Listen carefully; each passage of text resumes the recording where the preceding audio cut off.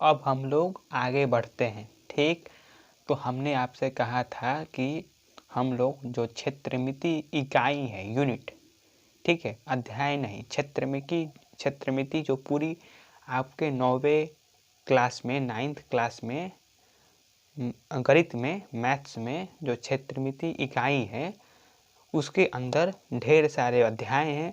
उनमें पहला अध्याय हमारा था हीरोन का सूत्र एवं इसके प्रयोग, तो हमने उसको पूरा किया। अब हम लोग खुशी के साथ अपने दूसरे अध्याय के ऊपर दूसरा अध्याय शुरू करने जा रहे हैं, जो कि है घनाभ एवं घन। इसमें हम लोग पृष्ठीय क्षेत्रफल और आयतन, मुख्य रूप से यही दो चीज निकालना सीखेंगे। ठीक है, अब NCERT में इसको इसी एक पाठ में जितना भी फिगर है, मतलब जितना भी घन घनाभ है, शंकु है, गोला है, ठीक, बेलन है, इन सारे चीज़ों को एक ही पाठ के अंदर डाल दिया है। लेकिन भारतीय भवन जो किताब है उसमें ये अलग अलग पाठ में करके दिया हुआ है, तो हम भारतीय भवन वाला को रेफरेंस मान रहे हैं। आप NCERT से भी बना सकते हैं, लेकिन हमने ऐसा इसलिए किया है क्योंकि अधिक पाठ जब रहते हैं तो अधिक समझने में सवाल मतलब बांट दिया जाता है, तो थोड़ा अच्छा रहता है समझने के लिए, तो हम इसीलिए ऐसा किए हैं। आप NCERT से भी बना सकते हैं। आपको सिर्फ यहाँ पर हम कॉन्सेप्ट या सिद्धांत या कह लो थ्योरी अभी समझाने जा रहे हैं। हम ढेर सारे सवाल भी करने वाले हैं। तो अभी लौटते हैं घनाभ एवं घन। ठीक है, तो घनाभ एवं घन समझने से पहले हमको ये समझना पड़ेगा कि हमने अभी जो पढ़ा, ठीक है, हमने क्या पढ़ा, हीरोन का सूत्र। किस लिए पढ़ा भैया, कि त्रिभुज का क्षेत्रफल ज्ञात करने के लिए। अब एक बात हमको समझना पड़ेगा कि हम क्षेत्रमिति में एक बहुत बड़ा ट्रांसफॉर्मेशन या कह लो जिसको हिंदी में बोलेंगे रूपांतरण करने जा रहे हैं। किस चीज़ से भैया, कि हम जो अभी पढ़ रहे थे वो क्षेत्रफल था, ठीक है, सिर्फ क्षेत्रफल, लेकिन अब पृष्ठीय क्षेत्रफल के साथ साथ आयतन भी निकालना सीखेंगे। अब आयतन किसी त्रिभुज का नहीं निकाला जा सकता है, तो हम आयतन निकाला सीखेंगे, यानी कुछ बदलाव हुआ है, कोई नया चीज़ आया है, वरना निकल नहीं पाता। तो अभी तक जितना भी हम लोग पढ़े थे पीछे, अभी तो हम पढ़ाए नहीं है वैसे वो कुल, ठीक है, लेकिन जितना भी है उन सब में क्या पढ़ना था, तो पढ़ना था समतल आकृतियाँ जिसको अंग्रेजी में बोलते हैं प्लेन फिगर्स। ठीक है, अब ये समतल आकृति क्या होती है, तो समतल आकृति वो होती है जिसको आप कॉपी पर बना सके, या कह लो ब्लैक बोर्ड पर या ब्लैक बोर्ड पर, जिसको हिंदी में बोलते हैं श्याम पट्ट, जैसा NCERT में लिखा गया है। हम समझा रहे हैं, अच्छे से बताया गया है कि जिसको तुम बना सकते हो। जैसे में ये है एक वृत्त, इसको हमने कॉपी पर बना दिया, ठीक है, तो ये क्या हुआ, एक समतल आकृति हो गया। अब समतल आकृतियाँ द्विआयामीय होती हैं। आयाम क्या होता है, आयाम समझ लो कि डायमेंशंस को आयाम कहते हैं हिंदी में, कितना वो छिरा हुआ है बाहर की ओर। ये अभी आपके स्तर तक समझने के लिए कम से कम, जैसे में ये एक रेखा जो होती है वो कितने आयाम की होती है, तो भैया ये एक आयाम की होती है। ये जितने भी ये फिगर है, ये आयत हो गया, ये सब क्या है, इसके दो डायमेंशन है, जिसको बोलते हैं 2D फिगर। सुने हो ना, ये आपने शायद सुना हो 1D, 2D, 3D। अब पता नहीं, लेकिन सब म्यूजिक में देखते हैं यूट्यूब पर गाना कबो को मिलता है सुनने को, लिखा रहता है कि 8D म्यूजिक। समझ नहीं आता है कि ये 8D में कौन कौन नया डी सब जोड़ दिया है। खैर हम लोग अपने पे आते हैं, तो 1D, 2D, 3D। 1D क्या है, लाइन या रेखा। 2D क्या है, आयत, वर्ग, वृत्त, ठीक है, चतुर्भुज, अभी त्रिभुज, ये कुल पढ़े। 3D क्या है, जिसका त्रिभुज 3D समझ लो जिसकी 3 आयाम हो, जिसका यानी जिसका लंबाई हो, चौड़ाई हो और ऊंचाई हो। 2D में सिर्फ लंबाई और चौड़ाई, 1D में सिर्फ लंबाई। ठीक है, इतना अभी हमने समझ लिया है। अब आते हैं कि हमको इस पाठ में क्या पढ़ना है। तो इस पाठ में हमको समतल आकृतियों के बारे में नहीं पढ़ना है, हमें पढ़ना है ठोस आकृतियों के बारे में। अब ठोस आकृति क्या होती है भैया, तो ठोस आकृति वो होती है जो जब जिसको तुम देख सकते हो, महसूस कर मतलब छू भी सकते हो। अब तुम आयत को सिर्फ नाम का छू सकते हो। आयत इस दुनिया में असल में कभी मौजूद नहीं हो सकता। क्यों? क्योंकि आयत में सिर्फ लंबाई और चौड़ाई होगा। लेकिन हम लोग सिर्फ 3D चीज़ देख सकते हैं। शायद तुमको ये बात पता होगी या नहीं कि हम जो ये बोलते चलते हैं आयत की बात, वो आयत कोई भी इस दुनिया में 2D चीज़ मौजूद नहीं हो सकता। क्यों? क्योंकि हमारी पृथ्वी जो है ये 3D है। हमारी पृथ्वी को 3D है या नहीं ये तो नहीं पता है, लेकिन हम इंसान जो है लंबाई, चौड़ाई और ऊंचाई वाली चीज़ों को ही देख सकते हैं। ठीक है, तो ये रहा एक लंबाई, चौड़ाई, ऊंचाई जिसमें हो। तो ठोस आकृति क्या हो, कौन सी होती है, जिसमें लंबाई, चौड़ाई और ऊंचाई भी हो। ठीक है, या त्रिआयामीय, या इसको बोलते हैं त्रिविमीय भी बोलते हैं, त्रिविमीय। जैसे में घनाभ, घन हो गया, गोला, शंकु, बेलन हो गया।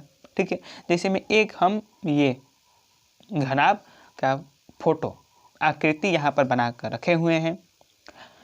एक चीज़ जो हम तुमको अभी बताने जा रहे हैं, इसको याद रखना, इसको समझने में तुमको आसानी पड़ेगा। ठीक है, अभी तुम सोच रहे होगा कि ये क्या थ्योरी चल रहा है फालतू के, तो अभी हम कुछ प्रैक्टिकल भी तुम्हारे सामने करके दिखाएंगे, अच्छे से समझ में आएगा। उससे पहले एक लाइन हम जो लिखे हुए हैं उसको जानते हैं। वो क्या लिखे हैं, लिखे हुए हैं हम ये ठोस आकृति बराबर समतल आकृति इनको इन गुने ऊंचाई। ये बराबर नहीं लिखना चाहिए, हमको बनाना चाहिए ये समतुल्य का चिन्ह। ये तुमको ये बात तुमको कोई किताब में नहीं लिखी मिलेगी, कहीं नहीं। ये बात हम खुद से आपके समझने के लिए लिखे हैं।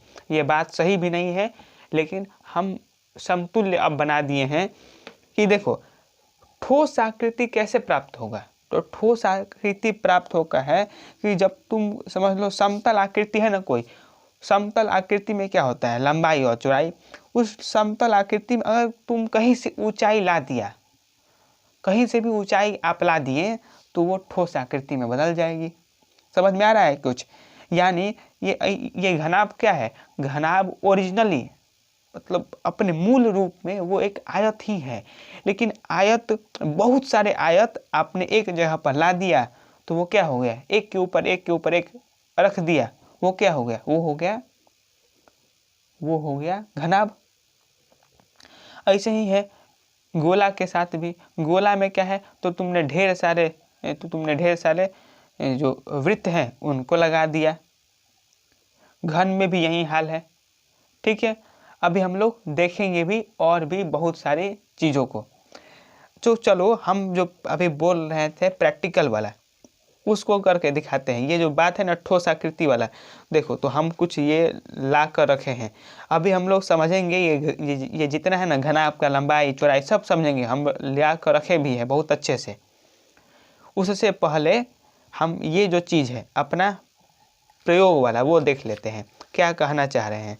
देखो तो हमको अपने घर पे ये मिल गया। ठीक है, तो इसमें कुछ ये डब्बा कार्ड जैसा है, पता नहीं कहाँ से मिला है पर मिल गया, चलो अच्छा है। तब तक आप ये चीज़ लिख सकते हैं जब तक हम निकाल रहे हैं इसको। तो देखो ये ताश का भैया पत्ता होता नहीं है, सिंपल सा खेलने वाला होता है बच्चों का। देखो ये क्या है, तो अगर तुमसे पूछें तो तुमको क्या दिख रहा होगा, तुमको दिख सकता है एक आयत जैसा है, लेकिन ये एक घनाभ है ना, घनाभ का शेप का है। क्यों भैया, घनाभ ही है। हमने बताया ना अभी, आप कोई भी यहाँ पर इस पृथ्वी पर 2D चीज़ नहीं देख सकते, लेकिन हम ऐसा मान कर चलते हैं। देखो तो अभी अगर हम इसमें से इन गड्डियों में से एक जो है इसको निकाल कर यहाँ पर रख देते हैं, ठीक है। तो और हम तुमसे कहते हैं कि देखो ये एक क्या है, इसको आयत समझो, आयत, ठीक है, आयत है ये। ऐसे ही अब क्या करते हैं, हम दूसरा आयत इसको इसके ऊपर रखते हैं, फिर तीसरा, चौथा। अब तुमको देखने में अभी भी आयत लग रहा होगा, लेकिन अगर ऐसे देखो तो कुछ अब क्या है, इसमें कुछ अब मोटाई आ चुकी है। क्या है ये, कुछ मोटाई आ गई है ना, जी हाँ मोटाई आ गई है। और ऐसे ही हम पूरा जितना भी है, ये जितना भी है आयत, इसको इन सबको अलग अलग को आयत मानो। इन सबको अगर हम इसके ऊपर रख देते हैं तो हमको क्या मिल जाएगा, हमको इसकी कुछ ऊंचाई मिल गई। ये क्या हो गई, ये इसकी ऊंचाई हो गई, ये वाली, ये ऊंचाई मिल गई हमें। तो प्रयोग देखा आपने, समतल आकृति क्या है, ये हो गई समतल आकृति। जब आपने ढेर सारे ऐसा समतल आकृति हम लगा दिए तो क्या बन गया, एक ये घनाभ बन गया, यानी एक अब ठोस आकृति बन गई। पहले क्या थी, एक अगर है तो ये क्या है, एक आयत का काम कर रहा है, लेकिन ढेर सारे मिलकर क्यों घनाभ बन गया, क्योंकि उसको हाइट मिल गया, ऊंचाई मिल गया, ठीक है। तो हमने देख लिया कि कैसे ठोस आकृति का निर्माण हुआ, कैसे हुआ, समतल आकृति है, समतल आकृति में ऊंचाई जुड़ गया, बन गया ठोस आकृति, ठीक है। अब हम लोग आते हैं अपने घनाभ वाले भाग पर, ठीक है। घनाभ देखो हम कुछ नीचे लिख कर रखे हैं घनाभ के इस कुछ बारे में, ठीक है। अभी हम लोग देखेंगे घनाभ का परिभाषा, देखेंगे परिभाषा दोनों ओर से, कि हम समझने वाला परिभाषा क्या होगा और तकनीकी यानी लिखने वाला परिभाषा क्या होगा। फिर प्रयोग, अभी हम घनाभ भी एक ला कर रखे हैं, उसको भी दिखाएंगे, उसको खोल, फिर इसका हम पृष्ठीय क्षेत्रफल निकालेंगे, हम जानेंगे क्या होता है पृष्ठीय क्षेत्रफल। आयतन निकालेंगे, आयतन के साथ जुड़ा होता है एक और शब्द धारिता, उसको जानेंगे। अब आयतन भी दो तरीकों से, अभी जैसे हम अभी उस गड्डी को निकाल कर दिखाएं, एक पारिभाषिक होगा और एक समझने वाला व्यवहारिक, ठीक है। और उसके बाद पृष्ठीय क्षेत्रफल है, तो पृष्ठीय क्षेत्रफल से एक और शब्द जुड़ा होता है पार्श्व पृष्ठीय क्षेत्रफल, उसको देखेंगे। और फिर जानेंगे विकर्ण, विकर्ण कैसे निकालेंगे, क्यों। अब देखो हमने घनाभ बता रहे हैं, घन क्या होता है इसको भी देखेंगे, हो सकता है कि 2 वीडियो लेक्चर आए, ठीक है। तो आते हैं, पहले देखते हैं अपना हम घनाभ। तो घनाभ को अंग्रेजी में बोलते हैं क्यूबॉइड। घनाभ क्या है भैया, जिसमें लंबाई चौड़ाई ऊंचाई हो। घनाभ पहले दिखा देते हैं, भैया हमको दिखाने की जरूरत नहीं है, आप सब जानते हैं। देखो जैसे में ये है, ये हम एक डस्टर उठा कर लाए हैं, ठीक है, ये डस्टर उठा कर लाए हैं, तो ये एक घनाभ का काम करेगा, ठीक है, घनाभ का काम ये करने वाला है,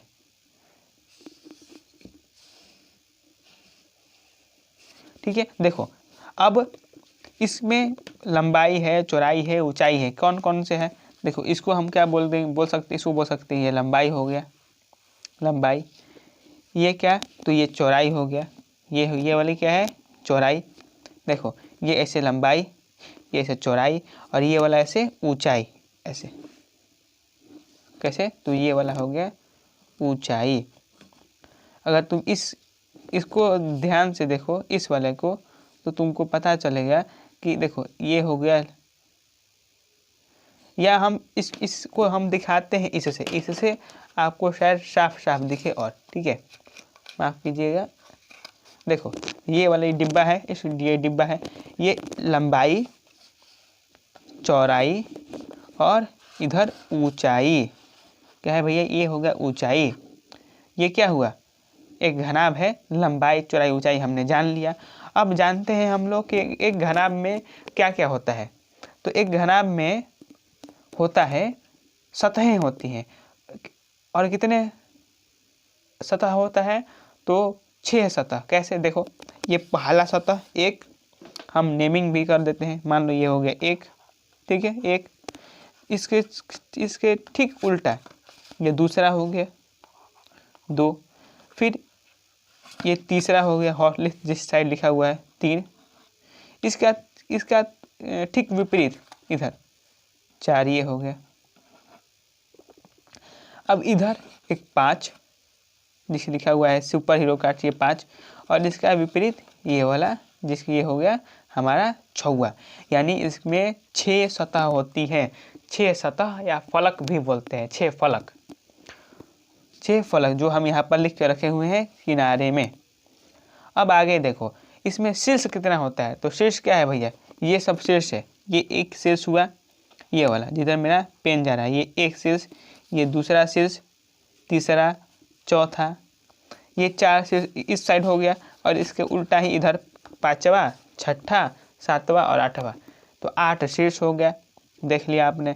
अब किनारा कितना होता है? तो किनारा क्या है? किनारा यही है, देखो ये इधर, पहले इधर देख लो, एक किनारा, दूसरा किनारा, तीसरा, चौथा, 4 हो गया ऐसे। इसी प्रकार इधर देखो, इधर 5वां, 6ठा, 7वां, 5वां, 6ठा, 7वां, उसी पर 8वां, 9वां, 10वां, फिर इधर 11वां और ये 12वां। तो 12 किनारे होते हैं एक घनाभ में, जो कि हम लिख कर रखे हैं। किनारे को कोरे भी बोलते हैं, ठीक है। शीर्ष फलक कितना हो गया होता है? 6, ठीक है ना, माफ कीजिए, किनारे को भुजा भी बोल सकते हो, और शीर्ष को बोलते हो कोरा, ठीक है। तो हमने जान लिया भैया प्रयोग करके। अब देखो इसको, ये साइड क्या है? ये लंबाई हो गया, चौड़ाई हो गया, ऊंचाई हो गया, ठीक है। इतना हमने जान लिया, लंबाई, चौड़ाई, ऊंचाई, जिसको हमने फिगर के भी माध्यम से यहाँ पर लिख कर रखा हुआ है। देखो इसको हम बड़ा कर देते हैं थोड़ा। देखो ये अब नेमिंग भी हो सकता है। जो 8 हमने बताया आपको अभी क्या, तो 8 शीर्ष। देखो ABCD, मान लो इसका भी तुम नाम लिख सकते हो इसमें। ये जो छोटा वाला, देखो इसको तुम लिख सकते हो इधर A, ऐसे ही B दिख नहीं रहा होगा पर समझने के लिए, जैसे C, इधर D, ऐसे ही है, और इधर ही इधर EFGH। वैसे ही हम इसको 3D में बनाए हैं हम, ठीक है। देखो तो AB क्या है? ये लंबाई, ऐसे ही इधर चौड़ाई, इधर ये चौड़ाई हो गया, ये ऊंचाई हो गया। उल्टा भी हम शायद लिख दिए, नहीं, इधर चौड़ाई होगा और इधर ऊंचाई होगा। तो ये हो गया AD या BC कह लो ऊंचाई।